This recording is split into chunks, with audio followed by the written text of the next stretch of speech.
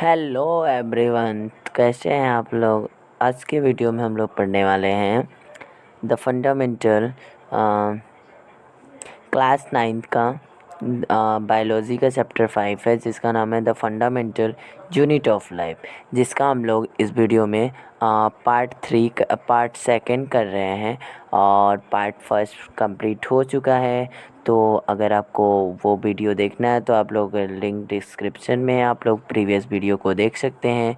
और जो लोग नहीं, जिसने देख लिया तो आप लोग इस वीडियो में कंटिन्यू कर सकते हैं, ठीक है। तो इस वीडियो में हम लोग पढ़ेंगे कि फंडामेंटल यूनिट क्या है और उस लाइफ के हमारे। तो इसका सेकंड पार्ट कर रहे हैं। तो इसमें हम लोग पढ़ रहे हैं कि सेल स्ट्रक्चर क्या है, सेल कैसे बना हुआ है, इसके मेन स्ट्रक्चर के बारे में पढ़ेंगे, जैसे कि सेल मेम्ब्रेन के बारे में पढ़ेंगे, फिर न्यूक्लियस के बारे में पढ़ेंगे और उसके बाद से सेल ऑर्गेनेल्स के बारे में पढ़ेंगे, ठीक है। आपको अगर इसके नोट्स चाहिए तो वो भी आपको डिस्क्रिप्शन बॉक्स में लिंक मिल जाएगा और यहाँ पे पीडीएफ का लिंक मिलेगा, वहाँ पे आप पीडीएफ डाउनलोड करके नोट्स भी बना सकते हैं या फिर साथ में पढ़ते पढ़ते भी नोट्स बना सकते हैं। तो आइए वीडियो को शुरू करते हैं।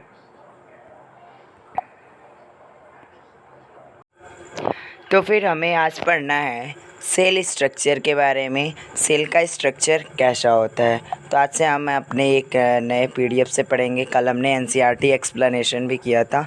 तो अगर एनसीईआरटी एक्सप्लेनेशन से आपको चाहिए या फिर नोट्स से आपको पढ़ना है, जिससे पढ़ना है आप लोग कमेंट करके बता देंगे तो उससे हम पढ़ाना शुरू कर देंगे। वैसे आज हम नोट्स से अपना पढ़ाना शुरू करते हैं।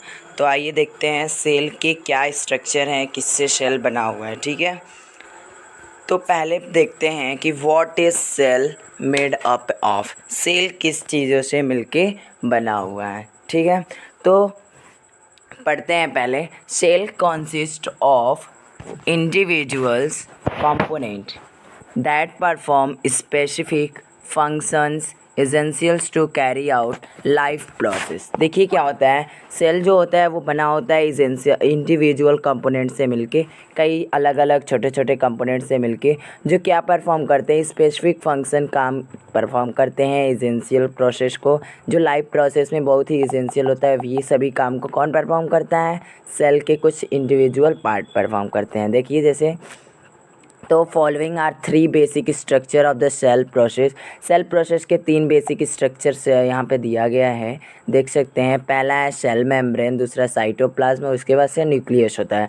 तो ये बिल्कुल हमारा है, ये पूरा पैरा क्या है, पहले सेल है, ठीक है। तो सेल के बाद ऊपर का जो ये लेयर है, इसी को क्या बोलते हैं, सेल मेम्ब्रेन बोलते हैं। क्या बोलते हैं भाई, सेल मेम्ब्रेन बोलते हैं। उसके बाद से इसका जो किंग बोलेंगे, इसे हम लोग एक समझ सकते हैं a kingdom, and the king of this kingdom is called nucleus. तो न्यूक्लियस किसे बोलेंगे, इस किंगडम का किंग को, ठीक है। और साइटोप्लाज्म में ये जो इसके अंदर एक लिक्विड भी पाया जाता है, जिसमें ये सेल ऑर्गेनेल्स तैरते रहते हैं, उस लिक्विड को बोलते हैं हम लोग साइटोप्लाज्म, ठीक है। तो आइए देखते हैं सेल मेम्ब्रेन क्या होता है, ठीक है। तो cell membrane, it is the outer most covering of the cell which separates the cell from its external environment. क्या होता है भाई, जो सेल मेम्ब्रेन होता है ये आउटर कवरिंग है। जैसे कि ये एक सेल है, ये एक सेल है, तो इस सेल का जो आउटर कवरिंग होगा, ऊपर से जो एक इसे कवर करेगा, उसी कवरिंग को क्या बोलते हैं, सेल मेम्ब्रेन बोलते हैं। और ये सेपरेट करता है किसे, सेल को एक्सटर्नल एनवायरनमेंट से, बाहरी सतह से, बाहरी क्षेत्र से। जो सेल मेम्ब्रेन होता है वो सेल को सेपरेट करता है, बांटता है, ठीक है। It is also known as, ये इसे और क्या बोल सकते हैं, प्लाज्मा मेम्ब्रेन भी बोलते हैं, ठीक है। Cell membrane is flexible and composed of bilayer of lipids and proteins. तो देखिए क्या होता है, जो सेल मेम्ब्रेन होता है वो बाई लेयर्स, 2 लेयर से मिलके बना होता है, जो क्या कहलाता है, लिपिड्स और प्रोटीन्स कहलाता है। तो ये इसके 2 लेयर्स होते हैं, एक बाय लिपिड्स होता है और दूसरा प्रोटीन से मिलके, ये 2 पार्ट से मिलके बना होता है। फिर अब बेसिक यहाँ पे हम लोग फिगर में आराम से देख सकते हैं, इसके 2 लेयर्स हैं, एक लिपिड है, दूसरा कहलाता है प्रोटीन, ठीक है। अभी आगे चलते हैं, इसके और फंक्शंस पढ़ते हैं। तो जो प्लाज्मा मेम्ब्रेन होता है has capability to decide which material should enter और leave the cell and which should not. तो बताया जा रहा है कि प्लाज्मा मेम्ब्रेन जो होता है उसके पास एक कैपेबिलिटी होती है जो क्या करेगा, डिसाइड करेगा कौन सा मटेरियल उस सेल के अंदर जाएगा और कौन सा उस सेल से बाहर आएगा। तो ये एज अ क्या बोल सकते हैं, एज अ गेटमैन के जैसे ये एक्ट करेगा और ये क्या करेगा, सभी को बताएगा कि कौन सी चीज़ अंदर जाएगी और कौन सी चीज़ बाहर आएगी। ठीक है, तो कौन सी चीज़ अंदर जाएगी, कौन सी चीज़ें बाहर आएंगी, ये बताएगा हमें सेल मेम्ब्रेन बताएगा। ठीक है, ये as a selectively permeable as act करता है। ठीक है, नेक्स्ट वही बताया गया कि it is also prevent movement of the other materials, कुछ अदर मटेरियल्स को भी मूवमेंट्स में हेल्प करता है, जैसे सेलेक्टिवली परमिएबल मेम्ब्रेन भी इसे बोला जाता है। तो इसे सेलेक्टिवली परमिएबल मेम्ब्रेन भी बोला जाता है। ठीक है, it also helps in the process of diffusion में हेल्प करता है, ऑस्मोसिस के प्रोसेस में, और moment of substance takes place in the cell. Cell के अंदर जो भी मोमेंट टेक प्लेस होता है वो सभी किसके द्वारा किया जाता है, इसी के द्वारा किया जाता है। जैसे कि यहाँ पे प्रोसेस हो गया डिफ्यूज़न का, ऑस्मोसिस का, और मोमेंट ऑफ सब्सटेंस जो भी होता है सबको परफॉर्म किससे होते हैं, प्लाज्मा मेम्ब्रेन की हेल्प से ये सभी ट्रांसपोर्टेशन होते हैं। ये as a door of the cell भी इसे बोल सकते हैं। ठीक है, तो इसे ये एक्ट करता है door of the cell. Extra cellular fluid होता है, ये मेम्ब्रेन प्रोटीन है, इनसाइड ऑफ द सेल है ये मेम्ब्रेन प्रोटीन, यहाँ पे भी दिखाया गया। फिर बाई लेयर मेम्ब्रेन, देखिए एक लेयर यहाँ पे एक लेयर यहाँ पे, तो बाई लेयर मेम्ब्रेन यहाँ पे बताया गया है। तो देखिए अब पढ़ेंगे हम लोग जो आइसोटोनिक सॉल्यूशन के बारे में। ठीक है, तो जो आइसोटोनिक सॉल्यूशन होता है, वेट अ मिनट, जी हाँ, तो आइसोटोनिक, आइसो मतलब होता है सेम। यहाँ पे जो सॉल्यूशन होगा, जो सेल होगा, तो ये सेल के अंदर भी जो कॉन्सेंट्रेशन रहेगा सेम रहेगा और सेल के बाहर भी कॉन्सेंट्रेशन सेम रहेगा। तो देखते हैं, एक बार पढ़ लेते हैं। if the concentration outside of the cell is same inside the cell, then there will be no movement of water, therefore the cell will stay same size। इसी वजह से सेल का साइज़ एकदम सेम होगा और इस प्रोसेस में जो मूवमेंट होगा कहीं का नहीं होगा। यहाँ पे ना ही सेल मूव करेगा आउटसाइड वाटर मूव करेगा, ना ही अंदर जाएगा। ठीक है, यहाँ पे जब मूवमेंट सेम है तो कुछ नहीं होगा। ठीक है, और सेल के साइज़ में भी कोई डिफ्रेंशिएशन नहीं आएगा। अब देखिए नेक्स्ट जो बताया गया हाइपरटोनिक, हाइपर मतलब मोर, तो सेल के अंदर जो कॉन्सेंट्रेशन होगा वाटर का वो ज़्यादा होगा, higher concentration of water inside the cell and outside क्या होगा, कम होगा। Therefore there is no more water inside the cell which cause its lose the water, as a result cell shrink हो जाएगा। देखिए क्या हो रहा है यहाँ पे कि जो सेल है, सेल के अंदर हाई कॉन्सेंट्रेशन है। ठीक है, तो सेल के अंदर जो कॉन्सेंट्रेशन है वो क्या है, हाई है, मतलब ये पूरा सब कुछ पानी से भरा हुआ है। और बाहर देखें तो क्या है, लो है। तो यहाँ पे क्या होगा, जो सेल ट्रांसफॉर्मेशन होगा वाटर का, ये यहाँ से बाहर आ जाएगा। तो इसके जब ये प्रोसेस होगा, अंदर से ज़्यादा कॉन्सेंट्रेशन, बाहर पानी कम है, तो यहाँ से वाटर बाहर आ जाएगा। अब ये जब वाटर बाहर आ जाएगा तो ये सेल क्या बन जाएगा, श्रिंक हो जाएगा, तो बहुत ही छोटा सा बन जाएगा और सेल का साइज़ छोटा हो जाएगा। ठीक है, तो रिजल्ट सेल श्रिंक हो जाएंगे। ठीक है, समझ में आया सबको। अब हम लोग इसी प्रोसेस को एक बार यहाँ से देख सकते हैं। इसमें सेल ऑस्मोसिस को फिर से यहाँ पे अच्छे से बताया गया है। तो हाँ, ध्यान से देखिए यहाँ पे H2O, देखिए यहाँ पे कैसे कंसंट्रेशन, देखिए बाहर कंसंट्रेशन ज़्यादा है तो ये अंदर जा रहा है, अंदर कंसंट्रेशन कम है तो अंदर से बाहर आएगा ही नहीं। तो यहाँ पे क्या होगा, आइसोटोनिक। 1 मिनट, यहाँ पे थोड़ा सा गलत दे दिया गया है, टाइपिंग मिस्टेक है। यहाँ पे होगा हमारा हाइपोटोनिक, ये है। ठीक है, और आइसोटोनिक, देखिए मैं फिर से लगा देता हूँ, ये हाइपोटोनिक है, ये आइसोटोनिक है और ये हाइपरटोनिक है। ठीक है, देखिए क्या होता है। 1 मिनट, लिसन हियर। देखिए हाइपोटोनिक का मतलब होता है कि बाहर कॉन्सेंट्रेशन क्या है, हाई है, और अंदर कॉन्सेंट्रेशन क्या है, लो है। लो है तो क्या होगा, बाहर से जो पानी होगा वो अंदर की तरफ ट्रैवल करेगा। तो ये देखिए यहाँ से ट्रैवल करके इसके अंदर चला आया। ठीक है, ये प्रोसेस क्या कहलाएगा, हाइपोटोनिक।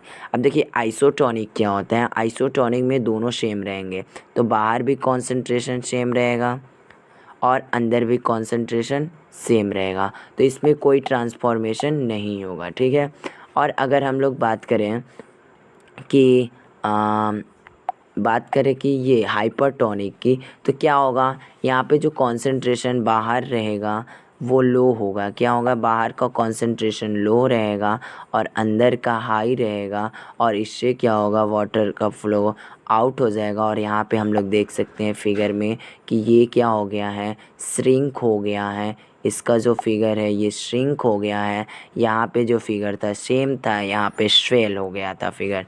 सभी को समझ में आया? अगर नहीं समझ में आपको कोई भी प्रॉब्लम, कोई डाउट होता है तो आप बेझिझक कमेंट बॉक्स में बोल सकते हैं, हमें ये टॉपिक नहीं समझ में आया, तो आपको उस टॉपिक का सेपरेट वीडियो ज़रूर मिल जाएगा और आपको वो इन्फॉर्म कर दिया जाएगा कि आपके डाउट का सॉल्यूशन दे दिया गया है, आप ध्यान से देख सकते हैं। ठीक है, तो फिर अब हम लोग आगे पढ़ते हैं। नेक्स्ट पार्ट जो आता है क्या, सेल मेम्ब्रेन के बाद था। सेल मेम्ब्रेन जो होता है वो एनिमल्स के सेल में होता है और सेल वॉल होता है प्लांट्स के सेल में। ठीक है, तो ये देखते हैं।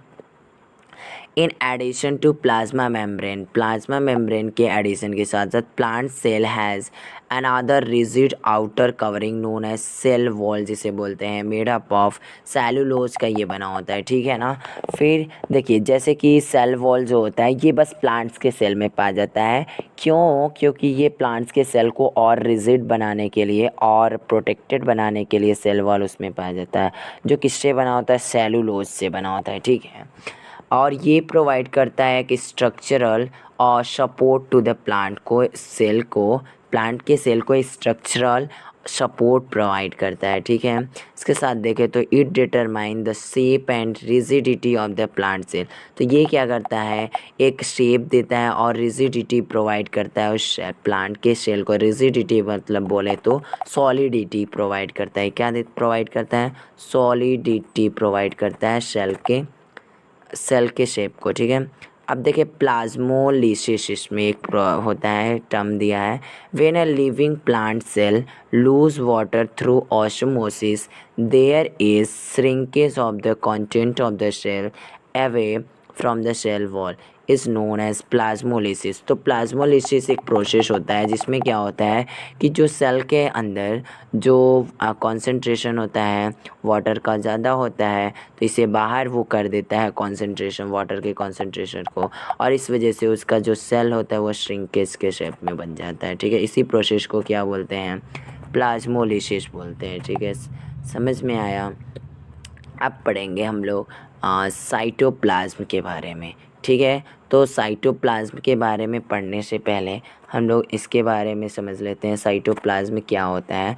तो हमने पढ़ा था ये सेल होता है, सेल के अंदर न्यूक्लियस होता है और ये सेल का जो आउटर कवरिंग होता है, सेल का आउटर कवरिंग कहलाता है साइटोप्लाज्म। अब सेल के अंदर जो साइटोप्लाज्म नहीं, ये सेल मेम्ब्रेन कहलाता है। ठीक है, और सेल के अंदर जो एक लिक्विड होता है इसके अंदर, इस लिक्विड को क्या बोलते हैं, इसी लिक्विड को बोलते हैं हम लोग साइटोप्लाज्म। ठीक है, समझ में आया? अभी हम लोग आगे पढ़ते हैं। तो cytoplasm is the fluid content inside the plasma membrane. तो साइटोप्लाज्म क्या होता है, एक फ्लूइड कंटेंट होता है, कहाँ पे, प्लाज्मा मेम्ब्रेन के अंदर। इट कंटेंस सेवरल ऑर्गेनेल्स, इसके अंदर कई ऑर्गेनेल्स पाए जाते हैं परफॉर्म डिस्टिंक्ट फंक्शन, जो अलग अलग तरीके के फंक्शन परफॉर्म करते हैं ऑफ द सेल के। ठीक है, इसी के अंदर सभी सेल ऑर्गेनेल्स ट्रेवल करते रहते हैं। ठीक है, viruses lack any membranes and hence they do not show any characteristic of life until they enters until they enter human body and use it machinery to multiply. देखिए क्या होता है यहाँ पे, वायरस को ये एज ए एक्सेप्शन यूज़ होते हैं। इनके पास तो ना ही मेम्ब्रेन होते हैं, इनके पास तो सेल ही नहीं होते हैं। हमारे एस चांद के बुक में भी ये क्वेश्चन है, उसमें दिया गया कि why are the viruses are the exception that they don't have the cell. तो ये लोग क्या करते हैं कि जैसे ह्यूमन के अंदर वो क्या कर जाते हैं, प्रेजेंट हो जाते हैं, ठीक है।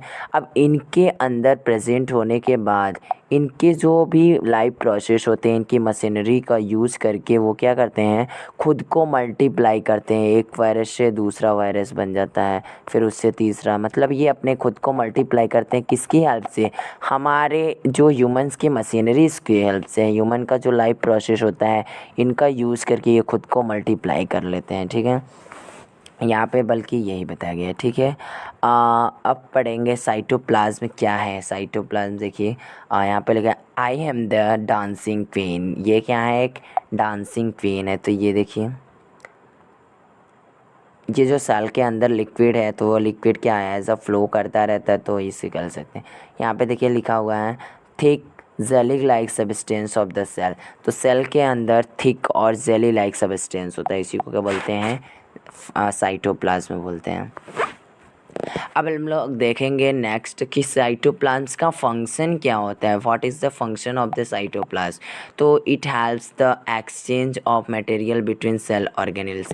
ये क्या करता है, हेल्प करता है मटेरियल्स के एक्सचेंज में सेल ऑर्गेनेल्स के। It helps the in the exchange of material between cell organelles. तो सेल ऑर्गेनेल्स के मटेरियल्स के एक्सचेंज में ये हेल्प करता है, ठीक है। अभी देखेंगे it act as a store house of vital molecules. ये कैसे एक्ट करता है, एक स्टोर हाउस वाइटल मॉलिक्यूल्स के, such as amino acid, glucose, vitamin. इसी के अंदर ये सभी स्टोर होते हैं, जैसे कि अमीनो एसिड हो गया, ठीक है, अमीनो एसिड, ग्लूकोज, वाइटामिन्स, ये सभी इसी के अंदर स्टोर होते हैं, ठीक है। नेक्स्ट देखेंगे तो it act as the site for certain metabolic pathways such as glycolysis. तो ये कैसे एक्ट करता है, मेटाबॉलिक पाथवे, जो भी केमिकल रिएक्टिविटी होती है हमारे बॉडी के अंदर, वो सभी ग्लाइकोलिसिस जैसे हो गया, ये सभी प्रोसेस इसी के अंदर, यहीं पे यही एक साइट होता है जहाँ पे ये सभी परफॉर्म होते हैं, ठीक है। अब नेक्स्ट पढ़ेंगे हम लोग सेल ऑर्गेनेल। अब हम लोग नेक्स्ट पढ़ेंगे सेल ऑर्गेनेल्स के बारे में, ठीक है। तो चलिए शुरू करते हैं जल्दी से। The cell perform various function. तो सेल ऑर्गेनेल्स जो होते हैं ये कई फंक्शन परफॉर्म करते हैं, ठीक है। तो सेल जो होता है ये कई एक्टिविटीज़ करते हैं। तो देखते हैं कौन कौन से काम करता है। Every cell has membrane. हर एक सेल के पास क्या होता है, मेम्ब्रेन होता है अराउंड इट, अपने इसके चारों तरफ। Keep its own content separate, अपने खुद के कंटेंट को सेपरेट रखता है फ्रॉम द एक्सटर्नल एनवायरनमेंट से, ठीक है। एन ऑर्गेनेल जो होता है एक मेम्ब्रेन बाउंड स्ट्रक्चर होता है, जो क्या करता है विद इन द सेल के अंदर रहता होता है, फाउंड पाया जाता है वहाँ पे, ठीक है। The cell organelles are useful because they allows separation। Cell organelles useful इसलिए होते हैं क्योंकि वे अलाउ करते हैं वेरियस फंक्शन को, जैसे कि परफॉर्म्ड बाय द सेल के द्वारा जो भी वेरियस फंक्शन परफॉर्म किए जाते हैं वो सेल ऑर्गेनेल्स के द्वारा किए जाते हैं, इसलिए ये बहुत ही यूज़फुल होते हैं। तो ये हम लोग इस फिगर में देख सकते हैं सभी सेल ऑर्गेनेल्स के बारे में बेसिकली यहाँ पे दिखाया गया है, बताया गया। तो मैं एक एक करके सबको डिफाइन यहाँ पे बता देता हूँ। देखिए ये जो शेप दिख रहा है इसे बोलते हैं माइटोकॉन्ड्रिया, ठीक है। इसे power house of the cell भी बोला जाता है। अब इसके बाद से देखें तो ये राइबोसोम्स होते हैं, इसके ऊपर जो डॉट्स हैं, और रफ एंडोप्लाज्मिक रेक्टिकुलम होता है ये। तो ये जो शेप दिख रहा है इसे रफ रेक्टिकुलम, एंडोप्लाज्मिक रेक्टिकुलम बोलते हैं, ठीक है। अब इधर यहाँ पे ये न्यूक्लियस होता है, न्यूक्लियस के ये जो बीच में न्यूक्लियोलस बोलते हैं, और इस पूरे को न्यूक्लियस बोलेंगे, ठीक है। इसके बीच में ये जो पार्ट सेंटर बोल रहा है इसे न्यूक्लियोलस बोलते हैं, ठीक है। क्रोमेटिन होता है, उसके बाद से न्यूक्लियर पोर होता है, न्यूक्लियर इन्वेलप, गोल्गी कॉम्प्लेक्स होते हैं, ठीक है। इधर देखें तो स्मूथ एंडोप्लाज्मिक रेक्टिकुलम होता है और इधर रफ था, ठीक है। उसके बाद से देखें तो लाइसोसोम्स पाए जाते हैं, फिर माइक्रोट्यूब्यूल्स पाए जाते हैं, साइटोप्लाज्म इसके अंदर जो ये लिक्विड जिसमें ये सभी तैर रहे हैं इसी को साइटोप्लाज्म बोलते हैं, ठीक है। तो आगे चलते हैं, अब पढ़ते हैं थर्ड पार्ट को जो क्या है हमारा न्यूक्लियस है, ठीक है। इसको पढ़ने के बाद हम लोग वीडियो में इसको रोक देंगे, ठीक है, और नेक्स्ट वीडियो में पढ़ेंगे और जो भी पार्ट्स दिए गए हैं, ठीक है, सेल ऑर्गेनेल्स के बारे में। तो सबसे पहले हम लोग पढ़ते हैं न्यूक्लियस, अब पढ़ेंगे थर्ड पार्ट पे न्यूक्लियस। तो देखिए न्यूक्लियस क्या होता है, अगर हम लोग समझे मैं बता देता हूँ। एक सेल को मैंने पहले ही बताया, इसे समझिए क्या किंगडम समझिए। एक किंगडम है सेल, तो किंगडम के अंदर जो एक राजा होगा ना किंग, वो कहाँ पे रहता है, सेंटर में रहता है और पूरे किंगडम का देखभाल करता है। तो इस सेंटर में जो है किंग, इसी किंग को क्या हम लोग समझ सकते हैं, इसी किंग को क्या बोलेंगे, न्यूक्लियस बोलेंगे।